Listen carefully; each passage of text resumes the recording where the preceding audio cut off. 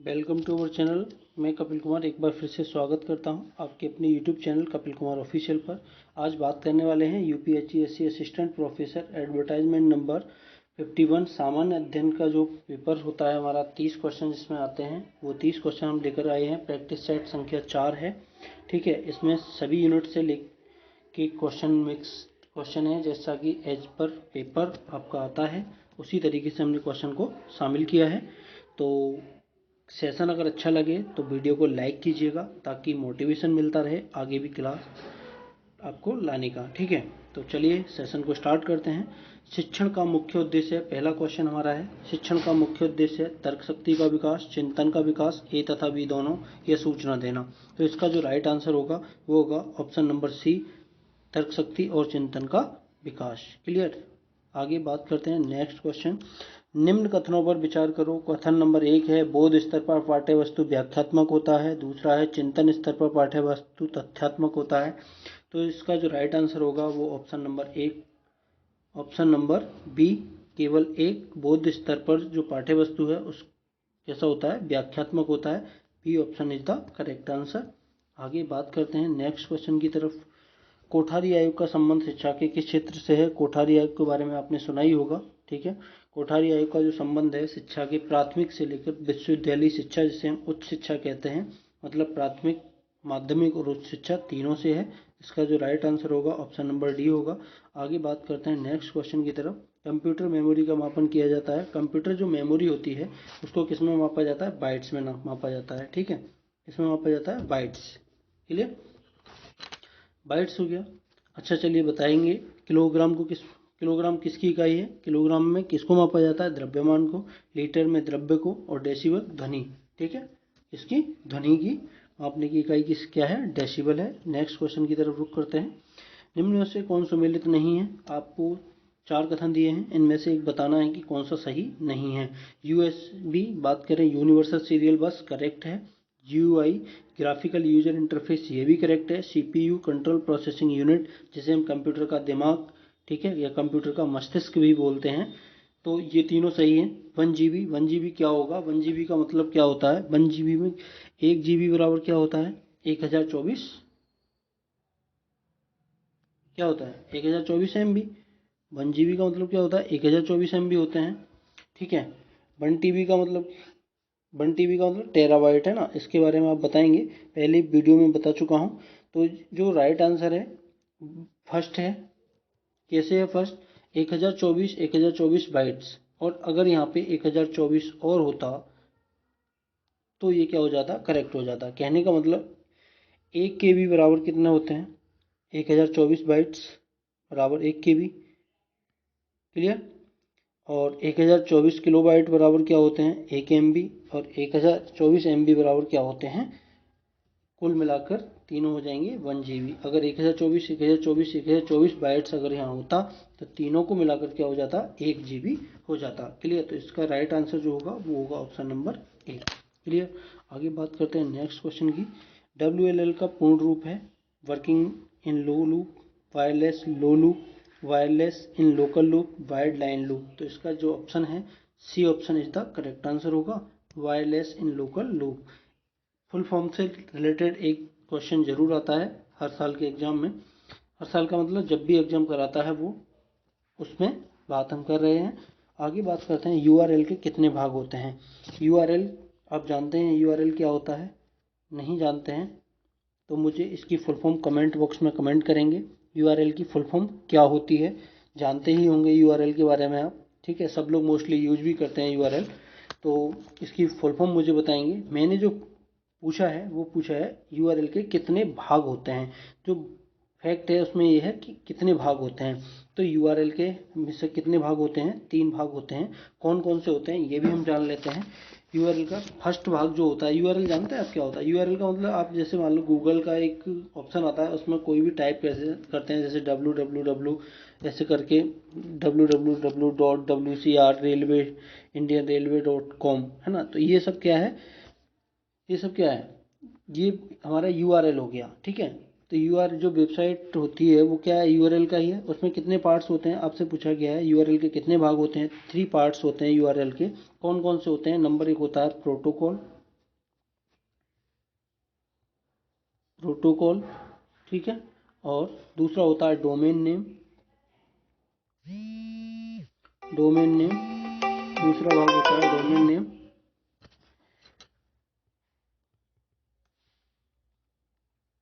ठीक है। और तीसरा भाग होता है डोमेन कोड। क्लियर? बात कर लेते हैं आगे नेक्स्ट क्वेश्चन की तरफ। नेक्स्ट क्वेश्चन क्या है? प्रिंट की गुणवत्ता की पहचान की जाती है HTML, FTP, DNS, डॉट पर इंच। HTML का फुल फॉर्म क्या होता है? Hyper text markup language. FTP file transfer protocol. DNS का मतलब होता है डोमेन नेम सिस्टम। और डॉट्स पर इंच प्रिंट की जो गुणवत्ता की जो पहचान की जाती है वो की जाती है DPI द्वारा, ठीक है, डॉट्स पर इंच द्वारा। क्लियर? आगे बात कर लेते हैं नेक्स्ट क्वेश्चन की। निम्न में से कौन सी गैस ग्रीन हाउस गैस नहीं है? तो आप जानते हैं ग्रीन हाउस गैस क्या क्या है? Carbon dioxide, nitrous oxide, methane, hydrogen. तो आपसे पूछा गया क्वेश्चन को बहुत अच्छे से पढ़ना है कि कौन सी गैस ग्रीन हाउस गैस नहीं है। नहीं है, कौन सी नहीं है? इसमें हाइड्रोजन ग्रीन हाउस गैस नहीं है। कार्बन डाइऑक्साइड कैसी होती है? ग्रीन हाउस होती है में है। नाइट्रस, मीथेन सब कैसी हैं? ग्रीन हाउस गैसें हैं। जो वायुमंडल में है सबसे अधिक मात्रा में जो पाई जाती है वो पाई जाती है कार्बन डाइऑक्साइड। जो मतलब ग्रीन हाउस गैस का जो सबसे जो ज़्यादा मात्रा होती है वो कार्बन डाइऑक्साइड की होती है। क्लियर? कितने परसेंट? लगभग 55% की समथिंग कार्बन डाइऑक्साइड, 20% की समथिंग मीथेन और 5% नाइट्रस ऑक्साइड की होती है। इनके अलावा अन्य जो ग्रीन हाउस गैसें हैं वो होती हैं, ठीक है। तो सर्वाधिक किसकी होती है? ग्रीन हाउस गैसों में पूछा जाए कि सर्वाधिक मात्रा किसकी होती है तो कार्बन डाइऑक्साइड। क्लियर? बात करते हैं नेक्स्ट क्वेश्चन की तरफ। क्या है? राष्ट्रीय वायु गुणवत्ता सूचकांक में कितने वायु प्रदूषकों को शामिल किया गया है? तो राष्ट्रीय वायु गुणवत्ता सूचकांक जो है NAQI, national air quality index की बात करते हैं तो उसमें कितने वायु प्रदूषकों को शामिल किया गया है? 8 वायु प्रदूषक उसमें शामिल किए गए हैं। कौन कौन से हैं? उसमें है PM 2.5, PM10, sulphur dioxide, ozone, carbon monoxide, ammonia, nitrogen, nitrous oxide और लेड, सीसा जिसे आप बोलते हैं, ठीक है। 8 वायु प्रदूषक जिन्हें शामिल किया गया है, ठीक है। कौन कौन से हैं? एक बार फिर से PM 2.5, PM10, SO2, O3, CO, NH3, NO2 और PV का मतलब लेड जिसे हम बोलते हैं। नेक्स्ट क्वेश्चन की तरफ बढ़ते हैं। सही कूट का चयन कीजिएगा। सही कूट का चयन करेंगे। देखो, एक तरफ क्या दे रखे हैं? राज्य दे रखे हैं, दूसरी तरफ राष्ट्रीय उद्यान दे रखे हैं। तो छत्तीसगढ़ में कौन सा राष्ट्रीय उद्यान है? छत्तीसगढ़ में है इंद्रावती। छत्तीसगढ़ में कौन सा है? इंद्रावती। उत्तराखंड का में कौन सा है? जिम कॉर्बेट कहाँ है? उत्तराखंड। उत्तर प्रदेश में दुधवा और राजस्थान में रणथंभौर। तो सही कूट का चयन आप कर लेंगे। पहले का दूसरा यहाँ पे देखेंगे, ए का दूसरा बी में है और डी में है। तो ए तो ये गलत हो गया, ये गलत हो गया, इसमें तो हो ही नहीं सकता। तो सी बात है। आगे देखेंगे बी का कौन सा है? उत्तराखंड। दूसरे का पहला यहाँ भी है, दूसरे का पहला यहाँ भी है। आगे बढ़ते हैं। उत्तर प्रदेश चौथा, सी का चौथा। तो option number B is the correct answer. आगे बढ़ते हैं नेक्स्ट क्वेश्चन की तरफ। प्रोजेक्ट टाइगर कब प्रारंभ हुआ था? प्रोजेक्ट टाइगर जो प्रारंभ हुआ था वो हुआ था 1973 में। कब हुआ था? 1973। आगे बात करते हैं। विवाह का एक प्रकार जिसमें जाति के अंदर वैवाहिक संबंध बनाए जाते हैं उसे कहते हैं। ये छत्तीसगढ़ असिस्टेंट प्रोफेसर 2019 के एग्जाम में आया हुआ क्वेश्चन है। तो इसका जो राइट आंसर होगा वो होगा अंतः विवाह। क्लियर? विवाह का एक प्रकार जिसमें जाति के अंदर वैवाहिक संबंध बनाए जाते हैं उसे कहते हैं अंतः विवाह। आगे है ऑपरेशन जीरो आवर का संबंध है। ऑपरेशन जीरो आवर का संबंध किससे है? भारत छोड़ो आंदोलन से। भारत छोड़ो आंदोलन कब शुरू हुआ था? 1942 में। आपको पता ही होगा 1942 में भारत छोड़ो आंदोलन की शुरुआत हुई थी। उद्देश्य प्रस्ताव किसके द्वारा लाया गया था? इसे मुझे आप कमेंट बॉक्स में कमेंट करेंगे। काकोरी कांड कब हुआ था? 1925 में हुआ था काकोरी कांड, ठीक है। काकोरी कांड का नया नाम क्या है ये आप मुझे कमेंट बॉक्स में कमेंट करके बताएंगे, ठीक है। असहयोग आंदोलन आपको पता ही है 1920 की घटना है असहयोग आंदोलन, ठीक है। आगे बात करते हैं नेक्स्ट क्वेश्चन की तरफ। बारदौली सत्याग्रह का क्या कारण था? बारदौली सत्याग्रह, ठीक है। एक क्वेश्चन यहाँ से और बनता है कि सरदार वल्लभ भाई पटेल को सरदार की जो उपाधि थी वो किसने दी थी? बारदौली की महिलाओं ने, ठीक है। इसका जो मुख्य कारण है बारदौली जो सत्याग्रह हुआ था इसका जो मुख्य कारण है, क्या कारण था?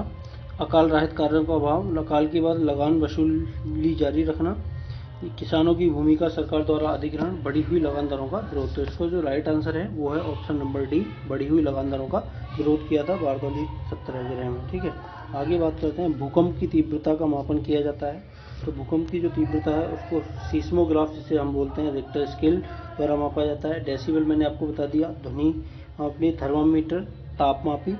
बीओडी किसकी इकाई है ये आप मुझे बताएंगे। बीओडी का फुल फॉर्म होता है बायोलॉजिकल ऑक्सीजन डिमांड।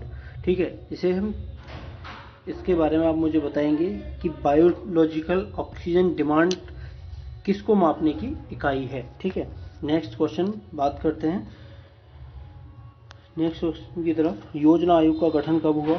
1 जनवरी 2015, 2 जून 2014, 15 मार्च 1950, 31 जनवरी 1992। तो 1 जनवरी 2015 की बात करें, 1 जनवरी 2015 में किसका गठन हुआ था? नीति आयोग।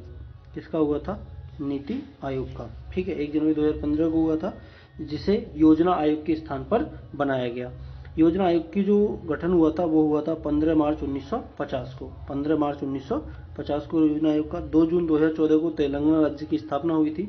31 जनवरी 1992 को फर्स्ट महिला आयोग, प्रथम महिला आयोग, ठीक है,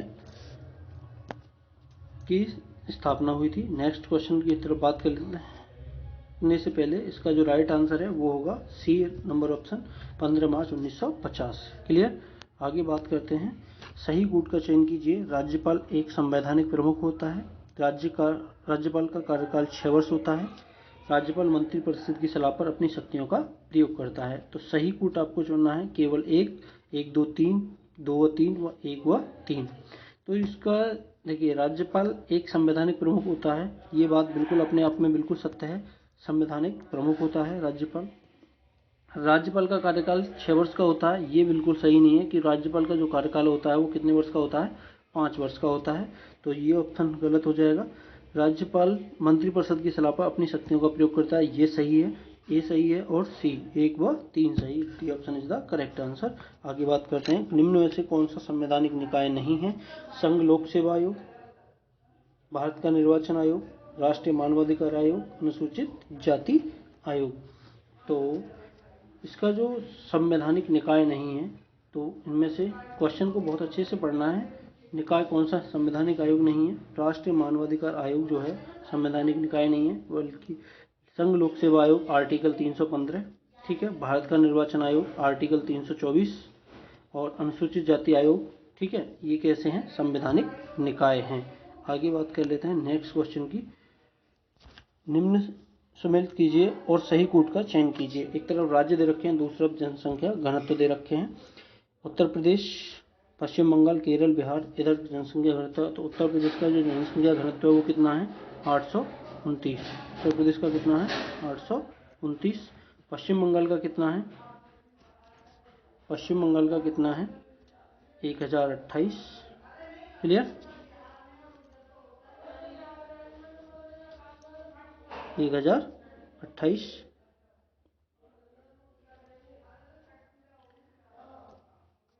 केरल का 860, बिहार का 1106। बिहार से आप पता कर सकते हैं सबसे ज़्यादा जो जनसंख्या घनत्व है वो कहाँ पे है अभी हमारे भारत में? बिहार में 1106। ठीक है, और सबसे कम आंध्र प्रदेश 17 वर्ग किलोमीटर, 17 व्यक्ति प्रति वर्ग किलोमीटर में निवास करते हैं। अगर केंद्र शासित प्रदेश की पूछे तो कहाँ पे है? दिल्ली में सबसे ज़्यादा है। ठीक है, तो बात क्लियर हो गई। तो राइट आंसर क्या होगा? पहले का तीसरा, दूसरे का चौथा, तीसरा चौथा, तीसरा चौथा। केरल का तीसरे का दूसरा है। ठीक है, तो राइट आंसर होगा option number A is the correct answer. आगे बात करते हैं। आंकड़ों का तृतीयक स्रोत है फिल्में, होर्डिंग्स तथा पोस्टर, सरकार का राजपत्र, समाचार पत्र एवं पत्रिकाएं, प्राथमिक तथा द्वितीयक स्रोतों से प्राप्त आय। देखिए, मुख्यतः स्रोत 2 प्रकार के होते हैं, प्राथमिक और द्वितीयक। ठीक है, लेकिन यहाँ हमसे पूछा गया है कि तृतीयक स्रोत कौन सा है। तो आंकड़ों का जो तृतीयक स्रोत होता है, प्राथमिक तथा द्वितीयक स्रोतों से जो प्राप्त जानकारी होती है उसको हम क्या बोलते हैं? तृतीयक स्रोत के रूप में माना गया है। आगे बात करते हैं नेक्स्ट क्वेश्चन। किस केंद्र शासित प्रदेश का अपना हाई कोर्ट है? तो केंद्र शासित प्रदेश कितने हैं भारत में? ठीक है, उनमें से पांडिचेरी, चंडीगढ़, दमन-दीव और दिल्ली, इनमें से 4 ऑप्शन आपको दिए हैं। इनमें से आपसे पूछा गया है कि किस केंद्र शासित प्रदेश का अपना एक हाई कोर्ट है, तो केवल और केवल दिल्ली के पास अपना एक हाई कोर्ट है। चंडीगढ़ किस में आता है? हरियाणा हाई कोर्ट में आता है। ठीक है, चंडीगढ़ किस में आता है? हरियाणा में आता है। दमन और दीव किस में आता है? कोलकाता हाई कोर्ट में आता है। तो अपना हाई कोर्ट किसका है? ओनली केवल दिल्ली का। आगे बात करते हैं, आगा खां कप का संबंध किस खेल से है? बहुत ही अच्छा क्वेश्चन है, आगा का कप। तो आगा खां जो कप था वो किस खेल से संबंध रखता है? उसका संबंध है हॉकी से। किससे है? हॉकी। ठीक है, रणजी ट्रॉफी क्रिकेट से संबंध है। फुटबॉल, संतोष ट्रॉफी बैडमिंटन, थॉमस कप। ठीक है, ये तो इसका जो राइट आंसर है हॉकी। आगे बात करते हैं, जून 2020 में चर्चा में रहा गलवान घाटी किस राज्य में स्थित है? लद्दाख, उत्तराखंड, हिमाचल प्रदेश, जम्मू कश्मीर। तो सही आंसर क्या होगा? जो गलवान घाटी हाल ही में चर्चा में रहा है, आपको पता ही होगा, जून 2020 में, तो किस राज्य में है? वो है लद्दाख में। ठीक है, D option number 1 correct answer. Namami Gange परियोजना के बारे में सत्य कथन चुनो। नंबर 1 है, इसकी शुरुआत जून 2014 में भारत सरकार द्वारा की गई थी। बिल्कुल सही है। नंबर 2, यह कार्यक्रम स्वच्छ गंगा राष्ट्रीय मिशन की ओर से लागू किया गया, ये भी सही है। तो 1 व 2 करेक्ट आंसर हो जाएगा, ऑप्शन नंबर 1 सी। क्लियर। आगे बात करते हैं, नवदान्य आंदोलन का संबंध है। नवदान्य आंदोलन का संबंध वन संरक्षण से, जैव विविधता संरक्षण से, नर्मदा नदी पर बांध परियोजना का विरोध, ए तथा बी दोनों। तो नवदान्य आंदोलन जो है उसका जो संबंध है वो किससे है? जैव विविधता संरक्षण से। आप मुझे कमेंट बॉक्स में कमेंट करके बताएंगे कि जैव विविधता दिवस किस तिथि को मनाया जाता है। ठीक है, क्लियर। आगे बात करते हैं नेक्स्ट क्वेश्चन की तरफ। ऑपरेशन गंगा का संबंध है। ऑपरेशन गंगा हाल ही में चर्चा में रहा है, अगर आपने सुना हो पिछले कुछ दिनों में। यूक्रेन में फंसे भारतीयों को बाहर निकालने से, रेलवे टिकटों की कालाबाजारी रोकने से, बालाकोट स्ट्राइक का कोड, या कोई नहीं। तो इसका जो ऑपरेशन गंगा का जो संबंध है वो कब चलाया गया? यूक्रेन में और यूक्रेन रूस जो वॉर हुआ था उसमें जो भारतीय लोग फंसे हुए थे उस समय, तो उनको बाहर लाने के लिए, अपने देश वापस लाने के लिए एक ऑपरेशन चलाया गया भारत सरकार द्वारा, जिसे ऑपरेशन गंगा नाम दिया गया।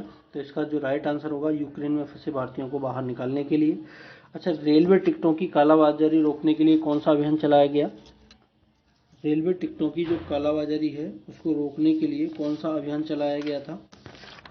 Operation thunder. ठीक है, ऑपरेशन थंडर चलाया गया था रेलवे टिकटों की कालाबाजारी को रोकने के लिए।